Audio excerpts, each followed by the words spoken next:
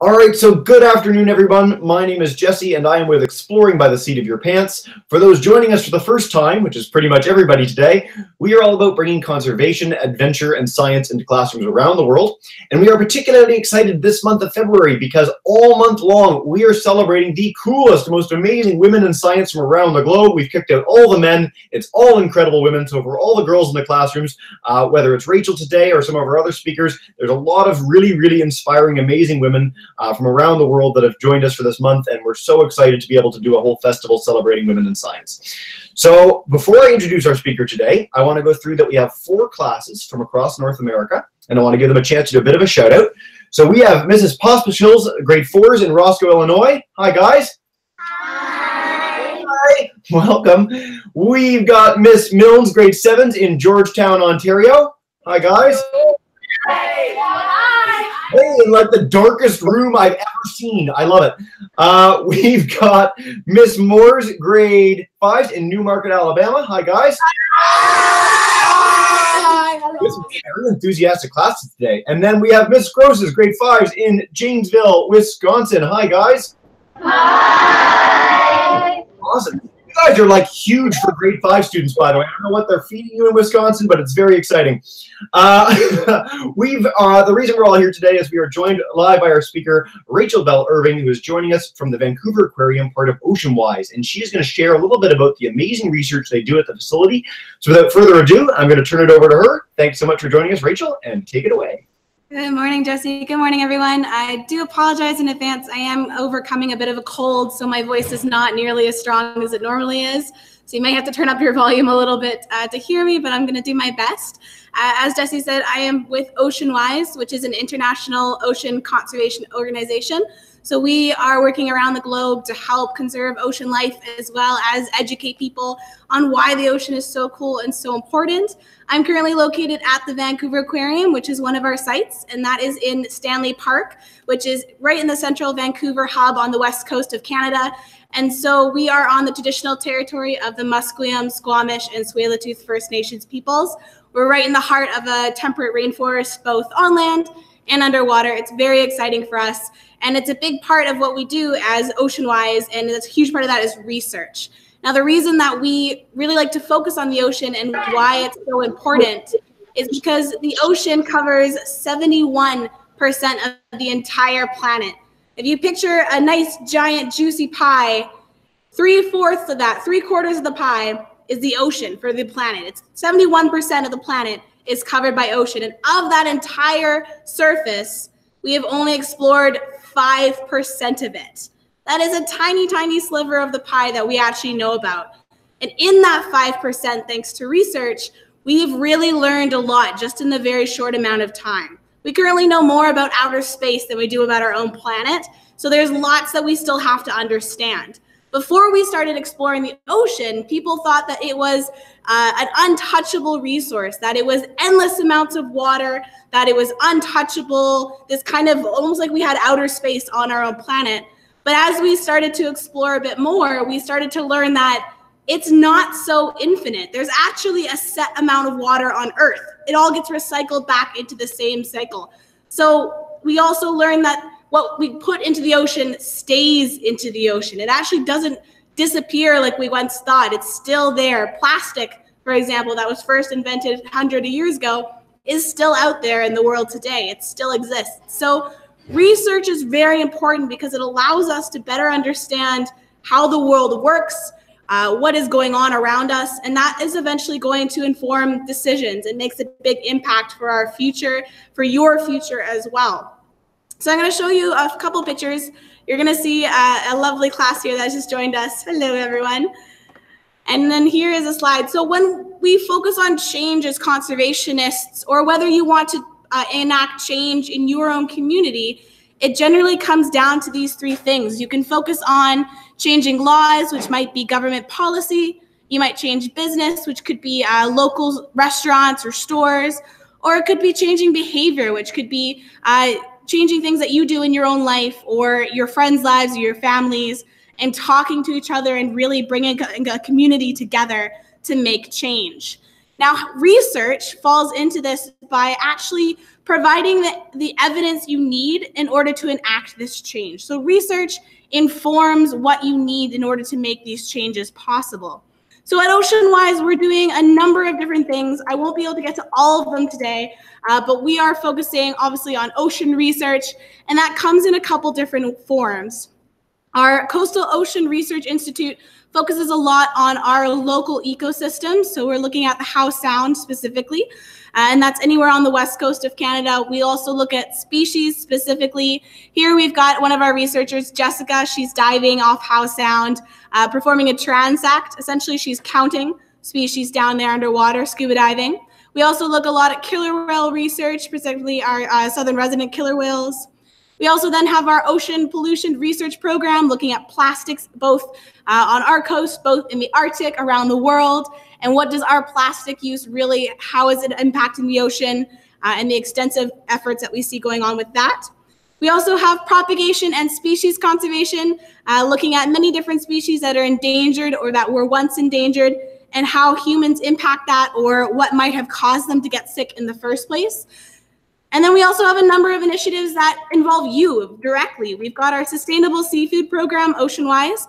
And so that means you're looking at fish in a supermarket or in a grocery store that was caught in a way that is good for the environment or doesn't harm the environment. And we've also got Great Canadian Shoreline Cleanup. This is something that people can do all around the world. It means actually going out and collecting litter from your local shorelines, which could be a water body like a lake, a river, an ocean. It could also be your field outside your school, or it could be a storm drain in your city, because all of these things tie back to the ocean. And the data that you collect from your litter cleanups, if you submit them to the Great Canadian Shoreline Cleanup, that goes into the international database of litter around the world. So it's citizen science is what we call it, where we get everybody working together to collect data so that the world itself has all of that information necessary to enact change later on. So any data collected with our Great Canadian Shoreline Cleanup does go into the international database. And then we have our Marine Mammal Rescue Center. Our Marine Mammal Rescue Team is the only team in Canada that is able to readily mobilize to help injured or stranded animals. We have a number of those animals here that the government deemed were non-releasable, but this comes back to you as well. If you are ever on a coastline and you see an animal that is injured or in distress, you're able to call our organization and we'll be able to hopefully help or at least advise on what to do with that. So research isn't just about the scientists that are in lab coats in the field. It's also about people that are in scuba gear, that are in our red uniforms, getting their feet dirty in frog ponds. It's also citizen scientists just like you going out into your local communities and taking a look at how your actions impact environment as well, and taking notes and contributing back to this. So science and research really take everybody working together, both the scientists, both the community, artists and politicians and teachers, and everybody working together in order to get this information we need to then enact change. So that's a very brief overview of what we do, but I'll tell you one or two stories of specifically some of the funner projects that we have. So here I've got Darren. Darren is holding an Oregon spotted frog, which is one of the most endangered frogs in British Columbia. Very, very cool looking creature. And frogs are neat because they have their semi-permeable skin. This means it's a skin that water and potentially toxins are able to move through the skin. And so they're very sensitive to the environment around them and their water toxicity. And we see that a lot of these frogs have, like I said, been nearly very critically endangered in British Columbia. So Darren is one of our leads in our propagation team. Propagation essentially means rearing, so breeding and raising up the next generation of frogs. And so we have a breeding program for a couple different species of frogs, one of them being the Oregon spotted frog. And this frog, what they do is they breed them, they raise them, and then they'll actually release the eggs back out into the wild as a way of helping to keep those populations stable. Now, through this research, we've learned a lot about what frogs need in order to breed. That's something that wasn't really well understood in the past, but we've learned that it takes very specific requirements in order to get frogs to breed, particularly with temperature and water quality and things like that. So they need a very specific type of habitat in order to reproduce, which is quite interesting. And it's information that we're able to share with other organizations so that when they want to breed frogs for release back into the wild, they're able to then find the proper criteria that they need as well. And we apply this knowledge to other species as well. So this little frog, this is a Panamanian golden frog. This frog is completely extinct in the wild. They're originally from Panama, but due to habitat destruction, they no longer have a home out in the wild. But there are a number of organizations that, including the Vancouver Aquarium and across US and Canada, that are breeding these frogs again. So we are working with a number of different organizations to, again, get really good at hopefully breeding the Panamanian golden frog so that once we have some really strong populations, we can release them back out into the wild.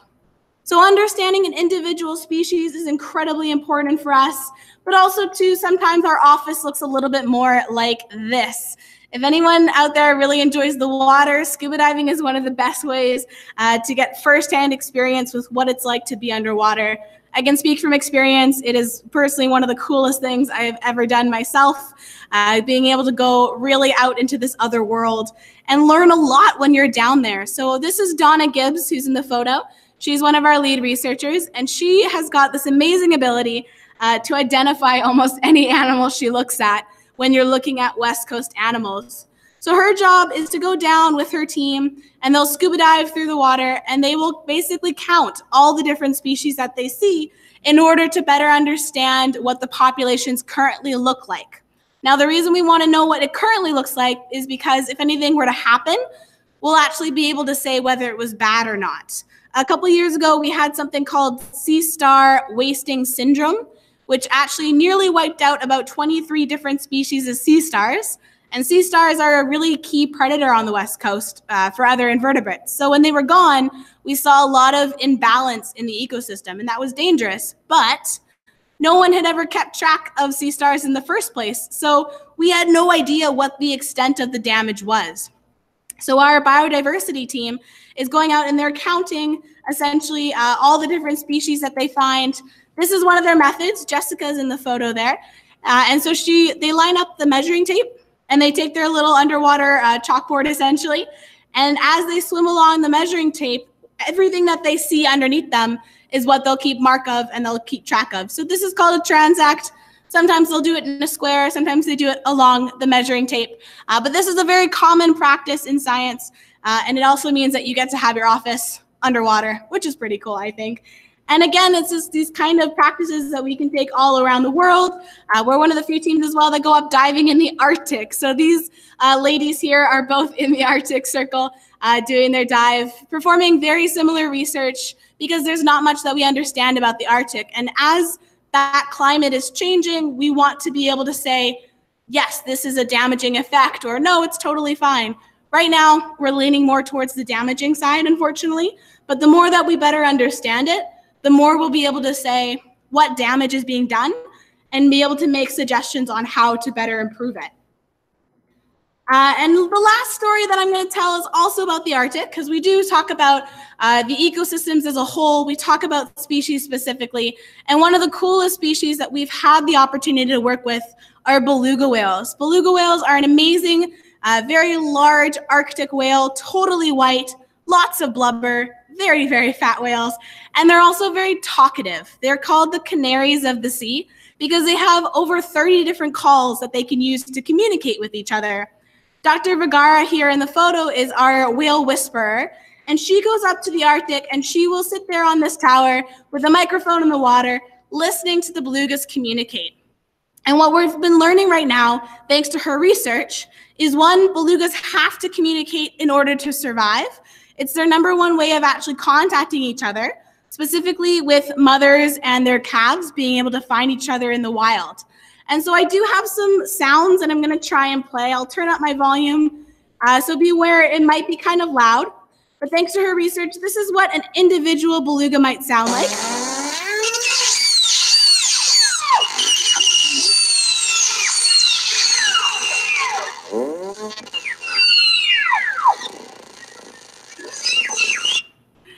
Okay, so that is just one example of what an individual beluga might sound like.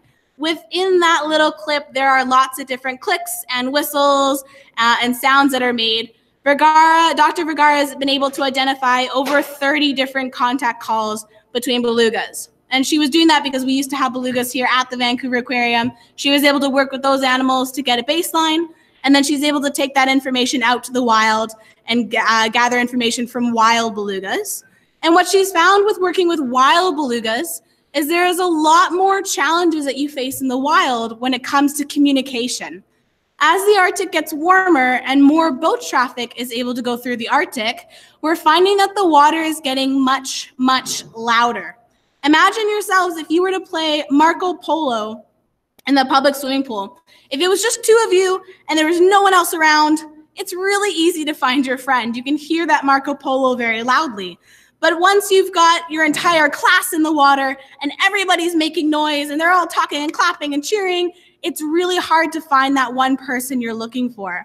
And that's what Dr. Vergara's research is currently finding as she samples areas where they have more boat traffic. So I'm going to play another clip. Again, it might be a little bit loud, but it sounds much different from, I'm going to play our individual first and you'll hear the sound, and I'll play the one with the noise pollution afterwards. It's going to be a little bit different.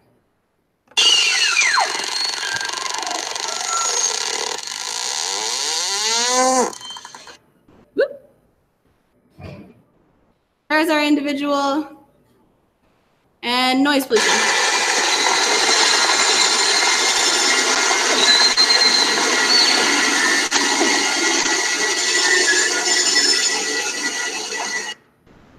So with that noise pollution, that was a sample taken out in the wild in an area that did have boat traffic. And it's much harder for those belugas to communicate around all of the extra boat noise that's created by the engine swimming through the water. So the reason that this research is really important is what Vergara has found so far. Yes, boat traffic is having an impact on the effect of the belugas communicating. However, we're not really sure exactly what the extent of that damage could be. And what the solutions are, we're not entirely sure. Now that we have the research to say that, yes, this is a problem, we can then use that to inform change, whether that might be policy laws saying that we need to have better control over boat access, or whether that's engineering inventions where someone creates a quieter engine, for example. There are a lot of different ways that we could take this research. And that is why research is really important in the first place, is just simply to be able to have all the information at your fingertips, which you can then use to inform your decisions and inform change however you want to take that change. So this comes back to you at the end of the day, is what do you do with the information you have in your fingertips, and what kind of change would you like to see in your own communities? Now, if we don't know what the problem is, we're not sure how to create change. So I encourage you to go out to your own areas and take a look and see if there's anything in your own environment that is important to you and that you might see changing. We do a lot of this work with plastic specifically to see how much plastic we're using, and that way we're able to know which plastic to cut out of our lives. All of this information, taking research which is publicly available to you, and you can ask experts like myself and our team, finding that information and using it to enact change is really powerful, and it's something that everybody can do, especially you. Because you are going up to be the future change makers of the world. You are the ones that are going to be voting eventually. You are the ones that are going to be using your money eventually. You are the ones that are actually going to be in those positions to make real change. So what do you want to do about it? And these are what we do research for, is to be able to actually inform ourselves on how we're going to make that change, however it's important to you. So those are just some of the research projects that we're working on. But I would love to know now if you have any questions or things that maybe you're passionate about in your own communities that you would like to see change too. Very cool. Thank you so much, Rachel. I want to echo your sentiment of earlier of scuba diving. How I just got my license, and for kids, once you're 10 years old, you can get a scuba license. So a lot of you are already there. Some of you are coming soon. You should do it. It's amazing. So I want to start with 2 questions from Mrs. Pospisol's class, because they have to leave in about 5 minutes. So we're going to start with one from you guys, and then we'll come right back after, and then we'll do all the other classes after that, okay? So go right ahead, guys, if you have a question. Ready? Okay. Ask your question. How many animals do you guys keep? How many animals do we have at the aquarium? Yeah. Ah, great question. It changes every day, to be honest. We have around 750 species of animals, which means somewhere around 40 to 45,000 individuals. And we count every snail and clam, and that as best we can. We have another one coming. Awesome. Kaden, speak loud. Here he comes. And then if you have, oh wait, come here. No worries, guys, all good. Okay, Yeah, go. Quick. How many species of fish do you have? Oh, that is a mean question because I'm not entirely sure.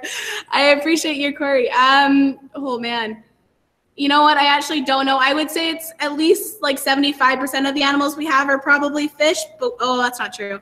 Maybe 65% because we have a lot of reptiles and mammals as well. So I'm sorry, I don't know the specific answer to that. There's a lot. Speaking of reptiles, you have this turtle that's right behind you that's very exciting. That's one of those rescued animals as well. She's a tropical sea turtle, but she was found up in northern Canada, which is not where a tropical sea turtle should be. Not at all. All right, let's head to Ms. Milne's class. If you guys have a question, come on up. I think we had one more from the. Okay. Yeah, we do. Well, we started with 2 from them. We want to go through each other's class, and then we'll come back. To You can't see me. Yeah, you're good. There we go. Are beluga whales like soft and squishy? That's a very great question.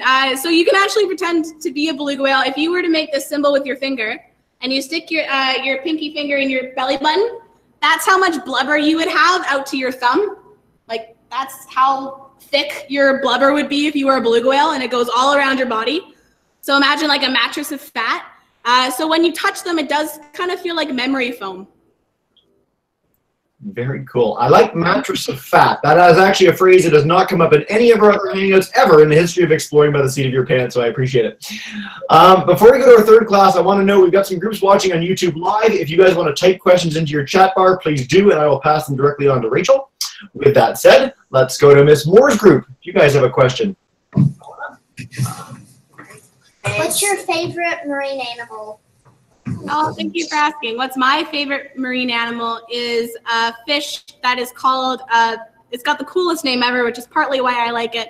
It's called the Pacific spiny lumpsucker, which I think is a great name for a fish. It basically looks like a golf ball with tiny little flippers and giant eyeballs. So I encourage you to look that one up, the Pacific lumpsucker. That's my favorite fish. I think they're very cute. Awesome. Let's go to Ms. Gross's class if you guys have a question. Yeah, that's you guys. Whenever you guys are ready, Wisconsin. Have you ever come in contact with a? Have you ever had an oil spill problem in the ecosystem? Oh, have we ever had an oil spill problem? There was one not in Vancouver. I can't remember where the recent one is. I know we've gone out and helped with that a lot, particularly on the West Coast when it has happened in the past. Biggest one being concerned of local sea otter species because their fur is so thick that that's a big issue, and seabirds as well because the oil floats on the surface, but it can get mixed in. It can affect even animals in the bottom of the water too.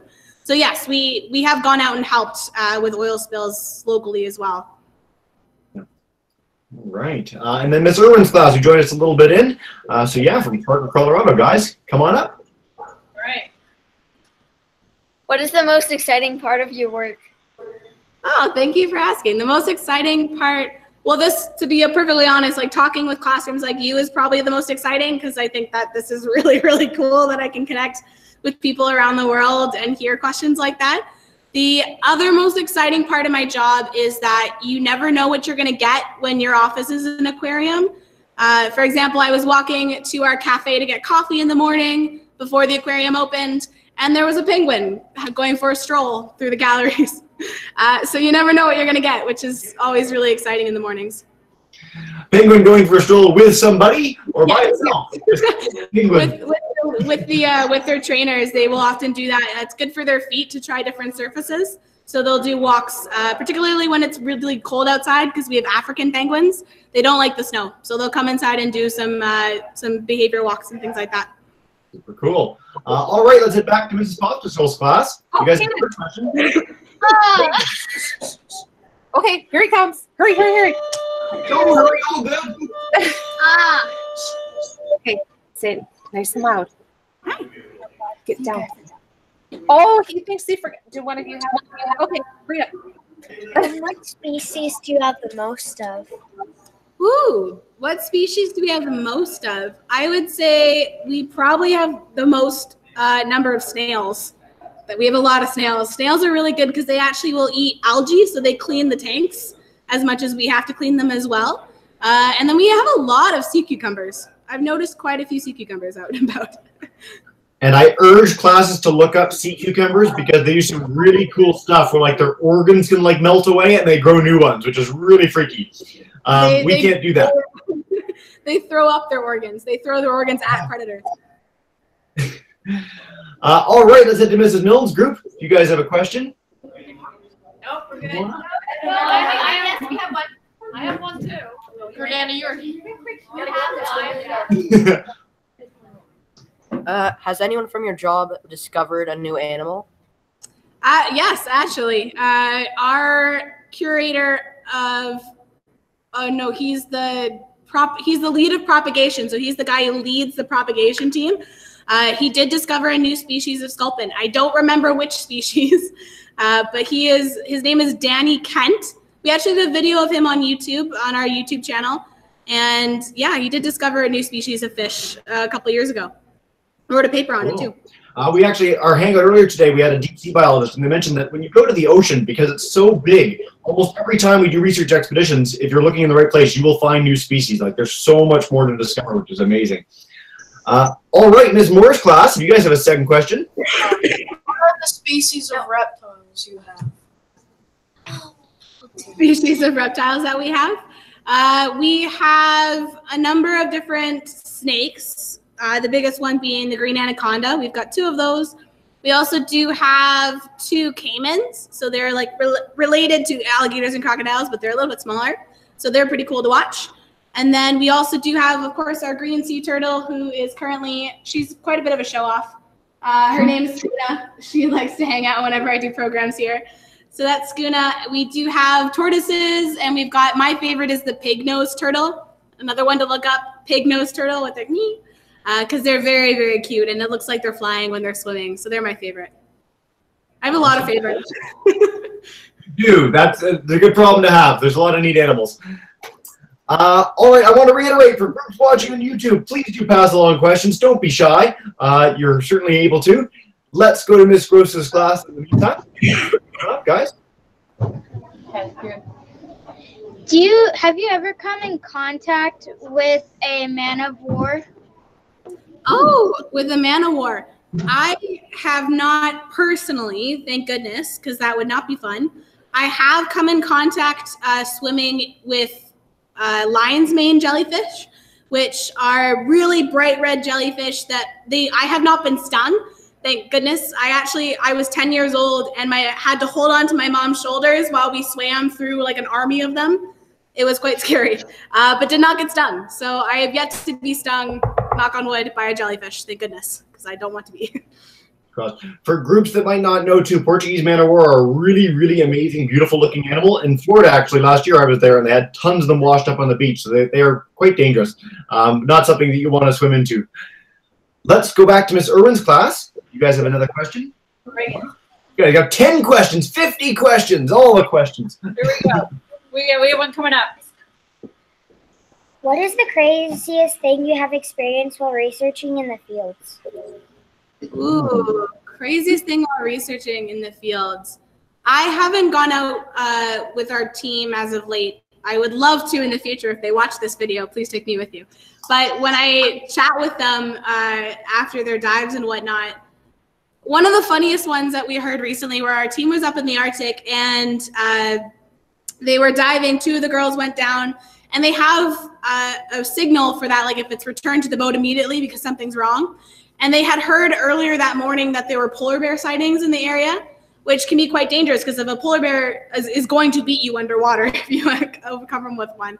So they were a little bit nervous for that. And so when they went down and they were diving and they got that alert signal, her brain, the first thing she went to was, oh my gosh, there's a polar bear, we're going to be eaten. And they went back to the boat, and it turns out they just had low oxygen and they had to go around. It was really a minor thing in the end. But that was kind of one of those, it was a totally false alarm, which is great. If you're going to have a problem, you want it to be a false alarm. But that's the craziest story I heard recently. I'm sure there are more. There is always something bizarre that happens when you work with the ocean.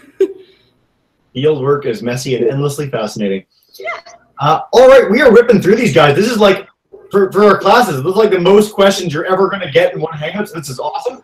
Let's go back to Mrs. Pospisil's class. You guys have another question? Get up there. What? Who's asking? Do you have any sharks? We do, yes. We've got, yes, they're hiding at the moment apparently. So I'm currently in front of our shark habitat. We've got the 2 black tip reef sharks, which are ones that are like swimming around the top. They'll probably come by in a second. But then we also have a white bamboo shark and some epaulet sharks. And those are much smaller sharks, so they like to stay hidden in the corals. And so I've been here for about 5 years, but I've only seen them twice because they're so small and they like to hide. So if you ever do get to come to the Vancouver Aquarium, I encourage you to try and find them. And they help to kind of show that not all sharks are scary. Some of them are actually scaredy cats. Quite cool. Awesome. Yeah, a lot of aquariums actually give you a chance to touch sharks as well. Like, sharks are not to be good. Actually, I want to harp on that for a second. So, Rachel, a lot of people are really afraid of sharks. And so how many people get attacked by sharks each year? Are sharks something to fear in the oceans or what? So the numbers are around, sharks have caused between 7 to 9 fatalities a year. So they've killed 7 to 9 people per year, but humans have gone and killed over 1 billion sharks per year. So it's really quite unbalanced. And also too, we only hear about 3 or 4 species of sharks in the media. We only really hear about the great white, the tiger shark, the bull shark, which are certain species are known to be more aggressive from time to time, particularly if they're hungry. But those are 3 species out of 500 different types of sharks. Yeah. And there's so many out there, and they're really important for the ecosystem because of the jobs that they have in the ecosystem. So it's a lot of why that research is really important, because imagine if we believed every single thing we read, that would be you wouldn't be very well informed. So it's always good to question what you read. It is. Good lesson generally. It's also worth noting that coconuts kill about 25 people a year compared to sharks. So vending machines as well, far more people. So not that dangerous in the scheme of things, especially with how many people go into the ocean. All right, let's go to Ms. Moore's group. If you guys have a last question for your group, go ahead. Yes, we do. Cool. What kind of endangered species do you guys have? Great question. We have quite a few endangered species that we work with. Green sea turtles are endangered, for example. The most endangered species that we have, I believe, is the arapaima. The arapaima is a really ancient fish that's found in the Amazon rainforest, and the Amazon River specifically. So that's one of the most endangered fish. We find a lot of freshwater fish are, because freshwater is such a really coveted resource, and it's always quite in close association with people. So things like land destruction and toxins and runoff, all that stuff can affect freshwater quite quickly. So many freshwater species are endangered. The arapaima is probably the one of ours that's most endangered, but we do have quite a few, and the frogs as well. We have a number of very endangered frogs. Animals that people don't often think about. Yeah. Well, I like earlier that the most common animal you guys have is a snail too. That's very it's not what people would expect in an aquarium. All right, let's do our last 2 questions. We'll start with Miss Gross's class. You guys have another one? Come on up. What's your favorite mammal? Oh, my favorite mammal. I'm a really big pinniped girl, so I love the sea lions and the fur seals and the harbor seals. And the harbor seals, I like to call them the sausages of the sea because they're just so round. So I love pinnipeds. I think they're just so much fun, and they're so obnoxious. And they're my favorite. We just had a hangout a couple days ago with a researcher who was off the west coast, right near Vancouver, actually, with some of the sea lions that are there and how they come and try and steal your fins and steal your hat and steal everything underwater. They're very, you said obnoxious, so that's just what jumps to mind. I'll have to go watch that one. Cool. All right, we'll take one last question from Ms. Irwin's group. If you guys want to end us off, go right ahead. You have one more question? Did you go to school to get this job? And if so, what did you study? Nice question. Yeah, so for working in science generally, yes. So I have a weird background though, and I find a lot of people who work here come from very different backgrounds.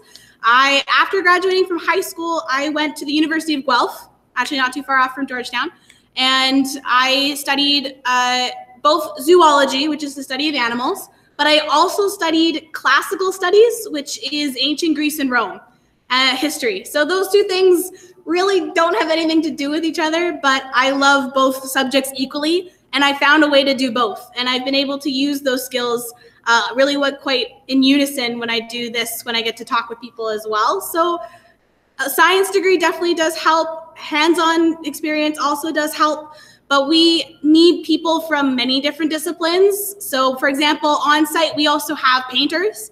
We've got designers. We have a locksmith. We've got carpenters. We have chefs on site. We also have interpreters, so people who went to law school, drama school, people who went to Emily Carr for like drawing and studio art. We've also got videographers if you're interested in like photography or video. So every single person has a really important job to do when it comes to working at an aquarium and communicating these really important stories to people. So I come from both an arts and science background. Some people come from a science background, others totally arts. It really depends on what you're going to be passionate about and how you're going to use that to drive you to do something really cool. Outstanding. So glad we got that question. So Rachel, before we wrap up, is there any last message you want to share with the classes, places where they can learn more, how they can participate themselves? That last question was kind of what I wanted to end on, actually, which is great. Everybody needs to be involved in science, and it really does take a whole community, a whole village to do it. So whether that's science or whether that's arts, there's always something that you can pursue that's going to be interesting, as long as it's interesting to you. And if you'd like to learn more, definitely you can visit research.ocean.org. That's got all of our research stories on it, and it will lead you also to our other platforms, education.ocean.org, ocean.org, all those kind of sites. There's many resources and games and more stories to explore. So I hope to see you on there, and feel free to contact us if you have any more questions. I really want to just reiterate that with the class. OceanWise is probably the most robust ocean education platform possibly in the world, certainly in Canada. And so there's so many activities, games, badges you can earn, things you can learn. So please do that. It's so amazing. So for our classes, what we do at the end of every hangout is I'm going to demute all of your microphones. So in a second, I'm going to do that. And boys and girls, if you guys can get ready and join me in saying a huge thank you to Rachel. You should all be demuted, so please go right ahead.